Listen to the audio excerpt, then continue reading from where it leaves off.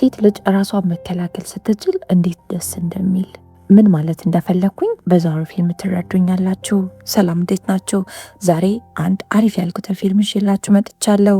እስከ ፊልሙ ፍጻሜ አብራችሁን ቆዩ። ፊልሙ ሲጀምር አንድ ገጠር ውስጥ አባት ሁለት ሴት ልጆቹን እንዴት ራሳቸውን መከላከል እንዳለባቸው እያስተማራቸው ያሳየናል። ትልቋ የሚያሳያትን ቴክኒኮች ለመማር ትንሽ ጊዜ ይፈጅባታል። ትንሿ ግን በጣም ጎበዝ ናት። በዚህ መሃል አንድ ሰው ወደ ቤታቸው ይመጣል። አባትም ሚስቱን ይጠራትና ሚስቱ ትንሿን ልጅ አስገብታ ትደብቃታለች። በሰዓቱ በሀገሪቱ ሕግ አንድ ቤተሰብ ከአንድ ልጅ በላይ እንዲኖረው አይፈቀድም። ትንሿም ልጅ እናቷን ለምንድን ነው የምትደብቅኝ ብላ መነጫነጭ ትጀምራለች። እናትየውም ልጇን ለማታለል ብላ መጫወቻ ወረቀት ሰጠቻት። ሜይ ቤተሰቦቿ ሲጠብቋት አሁን በጣም ትልቅ ሰው ሆናለች። እንደ አጋጣሚ ሆኖ ከሌሎች ሴቶች ጋር ስታገትና ወደ ሌላ ሀገር ትሄዳለች። አጋቾቹ የሚያመጡላትን ሴቶች የምትረከቧ ዋናዋ ሴት ትመጣና ሁሉንም አየቻቸው። ከዛም ልብሳችሁን አውልቁ ብላ ታዛለች። ሁሉም ደንግጦና ፈርቶ ልብሱን ሲያወልቅ ሜይ ግን ልብሷን አላወለቀችም ነበር። ለምንድነው ልብሴን ማወልቀው ብላ ጥያቄ መጠየቅ ትጀምራለች። ከዛም የእህቷን ስም ትጠራና እህቴን የት ነው ያረጋቿት ብላ ጠየቀቻቸው። ሴትየዋም በጣም ተናዳ አንደኛውን ጋርድ ትጠራውና በግድም ቢሆን ልብሷን አውልቅልኝ አለችው።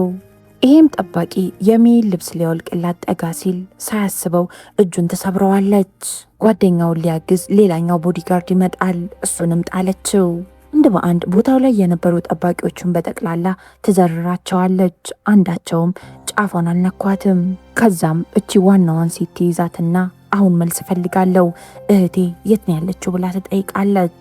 ሴትየዋ ምንም መልስ አልሰጠም ስትላት አንድ ሽማግሌ እዛው አካባቢ ስለነበር እሱን ማስጨነቅ ነበር የጀመረችው መልስ እስኪሰጣት ድረስ። ሜም የምትፈልገውን መረጃ ካገኘች በኋላ አካባቢውን ለቃ ልትወጣ ስትል ሁሉም ጠባቂዎች ሊያስቆሟት ይሞክራሉ። እሷ ግን እንደዚሁ ቀላል ሰው አልነበረችም። ከዚያም የሴቶች መኖሪያ ውስጥ ትገባና እያንዳንዱን ክፍል እየከፈተች እህቷን መፈለግ ጀመረች። በዚህ መሃል አንድ የጽዳት ሰራተኛ ሜይን ታያትና ጠራቻት። እናም አልፍሬዶ የሚባል ሰው አለ፣ የጣሊያን ሬስቶራንት አለው፣ እሱ ሰው ነው የዚህ ሁሉ ነገር መሪ አለቻት። ሜይም እሱን ፍለጋ ከዚህ አካባቢ መውጣት አለባት። ነገር ግን ጠባቂዎቹ ከበዋት ሊያስቆሟት እየሞከሩ ነው። እሷ ግን እንደዚሁ በቀላሉ የምትበግር ሴት አይደለችም። እያንዳንዱን ዘርራቸውና አጓጉል ሁኔታ ጎርታቸው ይህንን አካባቢ ለቃ ትወጣለች። ከመውጣቷ በፊት ግን ኩሽና ውስጥ ያገኘችው ሙቅ ውሃ መሬት ላይ ተደፋውና አብዛኞቹ ወድቀው እንዲቃጠሉ አደረገቻቸው። ይህንንም የቻይና ምግብ ቤት ለቃ እየወጣች እያለ የቻይናው ምግብ ቤት ባለቤት ስትወጣ እየተመለከታት ነበር። ወደ ውስጥ ገብቶ ሲመለከት የእሱ ሰዎች በጠቅላላ ተደብድበው ኩሽና ውስጥ ተዘርረው ያገኛቸዋል። በጣም ነበር የተናደደው። በሌላ በኩል ሜይ አልፍሬዶ የሚባለውን ሰውዬ ፍለጋ ላይ ነው ያለችው። ለተወሰነ ሰዓታት ቦታውን ስትፈልገው ከቆየች በኋላ በስተመጨረሻም የአልፍሬዶን ምግብ ቤት አገኘችው። ወደ ውስጥ ከገባች በኋላም ወንበር ይዛ ትቀመጣለች። እናም አካባቢውን ቀስ ብላ መቃኘት ጀመረች። ኪችን ውስጥ ምግብ የሚያዘጋጀው ዋናው ሼፍ የአልፍሬዶ ልጅ ነው። እናም አባቱን ካየው በጣም ቆይቷል። እናም በጣም ተናዶ አባቴ ግን ምን ሆኖ ነው ሬስቶራንቱን እኔ ላይ ጥሎ የጠፋው ይላል። ሜይም የአልፍሬዶን ልጅ ካገኘችው በኋላ ቋንቋ ስለማትችል ስልኳን በመጠቀም አባቴ የት ነው ያለው ብላ ልጁን ትጠይቀዋለች። የአልፍሬዶ ልጅም በሁኔታዋና በአጠያየቋ በጣም ስለተናደደ ሊመታት ይሞክራል። እሷ ግን እጁን ትይዘውና አሁንም በድጋሚ አባቴ የት ነው ያለው ብላ ጠየቀችው። እሱም የት እንዳለ አላቅም ብቻ ከአንዲት ቻይናዊ ሴት ጋር ሄዷል ብሎ ነበር የነገራት። እሷም እውነቱን ሲነግራት ለቀቀችው። በሌላ በኩል አኒባል የተባለ የጋንግ መሪ ያስተዋውቀናል። እናም ከሁለት ቦዲጋርዶቹ ጋር በመሆን ያበደረውን ገንዘብ እየዞረ እየሰበሰበን ያለው። ወደ አልፍሬዶ ሬስቶራንት ከገባ በኋላ የአልፍሬዶ ልጅ መሬሎ ይህንን አኒባል የተባለ የጋንግ መሪ ያገኘዋል። እናም አንዲት ቻይናዊ ሴት አልፍሬዶን ፍለጋ መታ እንደደበደበችውም ይናገራል። ሁሉም እንዴት ሴት ይመታል ብሎ በጣም ነበር የሳቁበት። አኒባልም ቤተሰቤ ተነክቶ እንዲሁ ዝም ብዬ ቁጭ አልልም እነዛ ቻይኖች ይሆናሉ ብሎ ወደ ቻይና ሬስቶራንት ይሄድና የቻይና ሬስቶራንቱን ባለቤት ለምንድን ነው ሰው የላከው ብሎ ጠየቀው። የቻይና ሬስቶራንት ባለቤት ያንግም እኔ ማቀው ነገር የለም ብሎ ነበር የመለሰው። አኒባል ግን ምንም አላመነውም። ያንግን ፈጠን ብለ ልጅቷን ስጠኝ አለበለዚያ እንሄድም ይለዋል።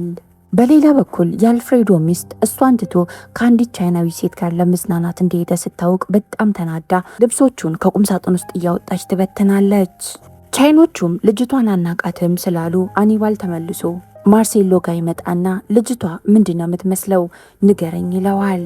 በዚህ መሃል ሜ አሁንም በድጋሚ ወደ ሬስቶራንቱ ትመጣለች። የአኒባልን ቦዲጋርዶች ከኋላ እየተከተሏት እችን ሴት ለማስቆም ይሞክራሉ። እሷም እየተከተሏት ማንም ሰው ወደ ሌለበት ቦታ ተወስዳቸውና ሁለቱንም ትደበድባቸዋለች። አንደኛው ቦዲጋርድ የጓደኛው እግር መሰበሩና ጓደኛው በጣም መደብደቡን ሲመለከት ፈርቶ እሷን እየፈለጋት ነበር።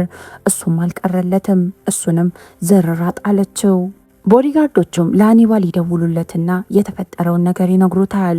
አኒባል ማንም የማይበግራቸውን ጠንካራ ቦዲጋርዶቹ እንደዛ ሆኖ ሲመለከት በጣም ነበር የደነገጠው።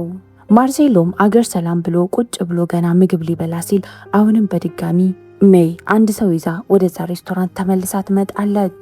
ይህም ሰው የቻይኖቹ አባል ነው። እናም የተፈጠረውን ነገር በጠቅላላ ለአልፍሬዶ ልጅ አብራርቶ ይነግረዋል። የአልፍሬዶ ልጅም ተቀበረ ወደ ተባለበት ቦታ ከሜይ ጋር አብረው ይሄዳሉ። ከዚያም ቦታውን መቆፈር ይጀምራሉ። ሜይም ጉድጓዱ ተቆፍሮ ጉድጓድ ውስጥ የተገኘችውን ሴት ስትመለከት በጣም ነበር የደነገጠችው። ምክንያቱም እቺ ሴት እህቷ ናት። ሜይ በጣም አዝና የእህቷን ሬሳ እየጎተተች ከጉድጓድ ውስጥ አውጥታ ይዛ ትሄዳለች። ማሬሎም የሚያደርገው ነገር ግራ ገብቶት የአባቱ ሬሳ አጠገብ ቁጭ እንዳለ አጎቱ አኒባል ጋር ይደውልለታል። አኒባልም ወንድሙ አልፍሬዶ ተገድሎ እንደተቀበረ ሲሰማ በጣም ነበር የደነገጠው። መጥቶ የተፈጠረውንም ነገር ካየ በኋላ የወንድሙን ልጅ ለማረጋጋት ሞከረ። በሌላ በኩል ሜይ ብቻዋን የእህቷን ሬሳ በሳጥን ካደረገች በኋላ ልታቃጥለው እየተዘጋጀች ነው። ሜይ እህቷን በስነስርዓት ከተሰናበተች በኋላ ሬሳዋን አቃጠለችው። በሌላ በኩል አኒባል ወንድሙ እንደዚህ እንደተራ ሰው እንደተቀበረ ሰው ከሰማ የቤተሰቡ ገጽታ ይበላሻል ብሎ በማሰብ ወንድሙን መልሶ እዛው ቀበረው። ከዛም የወንድሙን ልጅ ማሬሎን ይዞት ወደ ቤት ይሄዳል። ለአባት ደጋግሜ ነግሬው ነበር ያቺን ቻይናዊ ሴት ተዋትና ወደ ቤተሰብ ተመልሰና ብዬው ነበር፣ እሱ ግን አልሰማኝም ይለዋል። የሚቀጥለው ቀን ማርሴሎ በቅጡ ስራውን መስራት አልቻለም። በዚህም ምክንያት ቢላ ያነሳና በጣም ተናዶ ወደ ቻይኖች ሬስቶራንት በቀል ፍለጋ ይሄዳል። የሚያሳዝነው ነገር ግን እነሱ ከሱ በጣም ብዙና ጠንካራ ስለነበሩ በአንዴ ነበረ አውጥተው አስፓልት ላይ የወረወሩት። ይህ ሁሉ ነገር ሲፈጠር ሜይ ተደብቃ እየተመለከተች ነበር። ከዛም ግርግር መፍጠር ስላልፈለገች ራሷን ቀይራ ወደ ቻይኖች ሬስቶራንት ለመግባት ወሰነች። የቻይኖች ሬስቶራንቱ ባለቤት ልጄ ሰሞኑን ኮንሰርት ያዘጋጃል ብሎ እዛ ላሉት ሰዎች ይናገራል። ሬስቶራንት ውስጥ እየተመገበ የነበረው አንደኛው ሰው ታዲያ ለምን ታካብዳለህ አለው። ያንግም በዚህ ሰውዬ ንግግር በጣም ተናዶ ሰውየውን ይደበድበዋል። የያንግ ጠባቂዎችም ሜይን ልክ እንዳዩት ነበር ያወቋት። እናም ፈጠን ብለው ሊያስቆሟት ይሞክራሉ። ሁሉም ጠባቂዎች ሜይ አለቃቸው አጠገብ እንዳትደርስ ለማስቆም እየሞከሩ ነው። እሷም ሰውየውን ለመግደል የተቻላትን እያደረገች ነበር። በዚህ መሃል ጠባቂዎቹ በጣም ብዙ ስለነበሩ ሜይን አጋጣሚውን አግኝተው ይደበድቧታል። እሷም አቅም አጥታ መሬት ላይ ስትወድቅ እነሱም አጋጣሚውን በመጠቀም ምንም ሳያዝኑላት ነበር የቀጠቀጧት። ሬስቶራንት ውስጥ ሰዎች ስለነበሩ ያንግም ይዛቸው ትውጡና የጀመራችሁትን ጨርሱ ብሎ አዘዛቸው። ሜይ እንደዛ ተጎድታ እንኳን ራሷን ለመከላከል እየሞከረች ነበር። እነሱ ግን ተሸክመው ይዘዋት ከሬስቶራንት ወጡ። እናም ይዘዋት ከመሄዳቸው በፊት እሷ ግን አመለጠቻቸው። ሁሉም ተበታትነው በተለያየ አቅጣጫ ሜይን መፈለግ ይጀምራሉ። የአልፍሬዶ ሬስቶራንት ሰራተኞች ቆሻሻ ሊጥሉ ሲወጡ ሜይን ወድቃ ያገኟታል። ከዛም ነገሩን ለማሬሎ ነገሩት። እሱም ፈጠን ብሎ ያነሳትና ሕክምና እንድታገኝ አደረጋት። ቻይኖቹ ፎቶዋን ለጥፈው በጥብቅ እየፈለጓት ነበረ። ማሬሎም እንዲይዟት ስላልፈለገ ይዟት ወደ ሌላ ቦታ ይሄዳል። ማሬሎ እየተንከባከባት እያለ አጎቱ አኒባል ይደውልለትና አንድ ቦታ ና ብሎ ይጠራዋል። ከዛም መኪናን ላቃጥላት ነው። ምክንያቱም ሜይ የእህቷን ሬሳ ጭናበት ነበር። ፖሊስ ተጠራጥሮ ወደኛ እንዲመጣ አልፈለኩም አለው። እናም እናትህን በጣም ነው መወዳት፣ ከእሷ ጋር የፍቅር ግንኙነት ብንጀምር ምን ይመስልሃል ብሎ መሬሎን ይጠይቀዋል። የሚቀጥለው ቀን ጠዋት ከእንቅልፏ ስትነሳ መሬሎ የሚበላ ነገሮችና ልብስ ገዝቶላት ይመጣል። በኋላም ምሽት ላይ ሜ ትንሽ ደህንነት ሲሰማት የቻይናዎቹን አለቃ መግደል እንደፈለገች ትነግረዋለች። እሱ ግን ገና አላገገምሽም፣ ጉልበትሽን ስታገኚ ወደዛ ትሄጃለሽ ይላታል። እሷ ግን እምቢ ብለው ተያይዘው ከቤት ይወጣሉ። ሜ ከቤት እንደወጣች የተለያዩ ቦታዎች የራሷን ፎቶዎች ተለጥፎ ትመለከታለች። በዚህ መሃል አንድ ፖስተር ታገኛለች። የያንግ ልጅ የሚያቀርበው የኮንሰርት ፖስተር ነበረ። መሬሎም በቅርቡ የሚዘጋጅ ኮንሰርት ነው፣ የቻይናው ልጅ ነው የሚያቀርበው ይላታል። መሬሎም እየተዘዋወረ ከተማዋን ያሳያታል። እሷም ታሪኳን ትነግረዋለች። ለ20 ዓመት መወለዷ ሳይታወቅ ተደብቃ እንደኖረች ነገረችው። ምክንያቱም መንግስት የሚፈቅደው አንድ ቤተሰብ ውስጥ አንድ ልጅ ብቻ ነው። እንደዛም ሆኖ ግን ማታ ማታ እህቷ ወደ ቤት ስትመጣ ውጪ ስላየችው ነገር ሁሌም ነበረ ምትነግራት። ከጊዜ በኋላም ታላቅ እህቷ አንድ መጥፎ ውሳኔ ትወስናለች፣ ሀገሪቷን ለቃ መጥፋት። እናም እህቴ ለኔ ነጻነት ብላ ነው ወደዚህ ወደ ጣሊያን የመጣቸው አለችው። ሜ ከእህቷ ጋር ተለያይቶ መኖር አላስችል ሲላት እህቷን ፍለጋ ወደ ጣሊያን መጣች። ነገር ግን እህቷን በህይወት ሳይሆን ሞታ ነበር ያገኘቻት። አሁን ለመኖር አንድ ዓላማ ብቻ ነው ያላት። እሱም ዓላማዋ የእህቷን ገዳዮች መግደል ብቻ ነው። ከቀናት በኋላ ያንግ ልጅ ወደሚያቀርብበት ኮንሰርት ላይ ይገኛል። መሬሎ ምግብ ይዞላት ሲመጣ እሷ ግን ቤት ውስጥ አልነበረችም። ቤት ውስጥ ፈልጎ አጣት። ሜ ያንግን ለመግደል እየተከታተለችው ነበር። ያንግም ሜ እየተከታተለችው እንደሆነ ሲረዳ የልጁ ኮንሰርት ላይ ችግር መፍጠር ስላልፈለገ ቀስ ብሎ ከኮንሰርቱ ለመውጣት ይሞክራል። እንደዛም ሆኖ ግን ሜ ምንም ሳትፈራ ከኋላ ስትከተለው ነበር። ያንግም እየሮጠ ሰው ወደማይኖርበት አካባቢ ከደረሰ በኋላ ሳታስበው ከኋላዋ መጥቶ ይመታታል። ያንግ እንደዚሁ በቀላሉ እንደማያመልጣት ሲረዳ ፊት ለፊት ለመደባደብ ይወስናል። ያንግ በማርሻል አርት በጣም ጎበዝ ስለነበረ እሱም ማሸነፍ ያን ያህል ቀላል አይደለም። የተደባደቡ በመሃል ያንግ እየደጋገመች እህቴን የገደልከው አንተ ነህ ብላ መጠየቀውን ግን አላቆመችም። ያንግም እየተሸነፈ እንደሆነ ሲረዳ በስተመጨረሻም እህቷን ለምን እንደገደለ ይነግራታል። አልፍሬዶ እህትሽን በጣም ነበር የወደዳት። እናም ለሷ ነጻነት ብሎ ሬስቶራንቱን አሳልፎ ለኛ ሊሰጠን ፈቃደኛ ነበር አላት። ነገር ግን ውሉን ተዋውለን ገና ከመጨረሳችን የአልፍሬዶ ወንድም አኒባል ይመጣና ወንድሙን ገደለው ይላታል። ምክንያቱም ለአንዲት ቻይናዊ ሴት ብሎ የቤተሰቡን ክብር ማጣት አልፈለገም። ያንግም ከዛ ነገር በኋላ እህትሽ አርፋ ስለማትቀመጥ እኔም እህትሽን ገደልኳት ይላታል።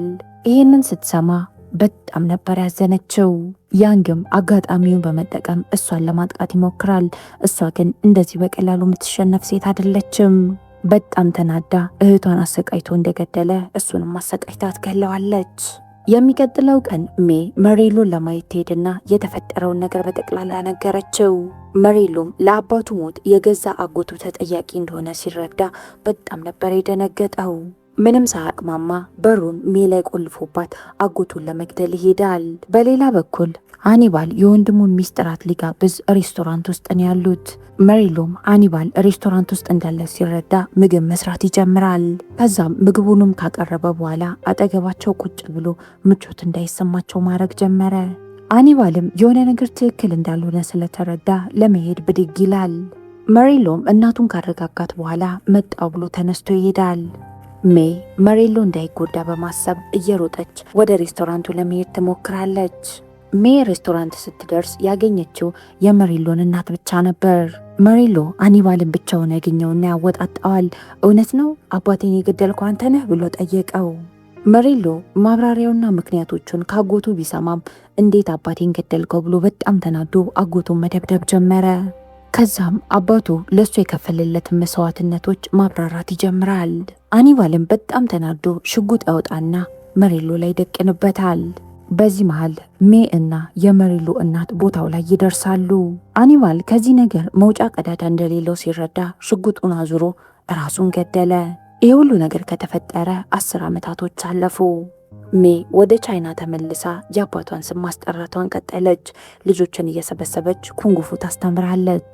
ማሬሎም ሊተዋት ስላልፈለገ ከእሷ ጋር አንድ ላይ ተመልሶ ወደ እሷ ሀገር መጥቷል። አሁን ተጋብተው ባልና ሚስት ሆነዋል። አንድ ላይ ሆነው የሚያምር ቤተሰብ ይመሰርቱና 2 ልጆችን ይወልዳሉ። የዚህ ፊልም ታሪክ እዚህ ላይ ያበቃል። ስለ ፊልሙ ምን አይነት አስተያየት አላችሁ? ኮመንት ላይ ሀሳብ አስተያየታችሁን አስቀምጡልኝ። እስካሁን አብራችሁኝ ስለቆያችሁ በጣም ነው የማመሰግነው። ነገ በተመሳሳይ ሰዓት በሌላ ፊልም እስከምንገናኝ ድረስ የነገ ሰው ይበለን። እወዳችኋለሁ። ቻው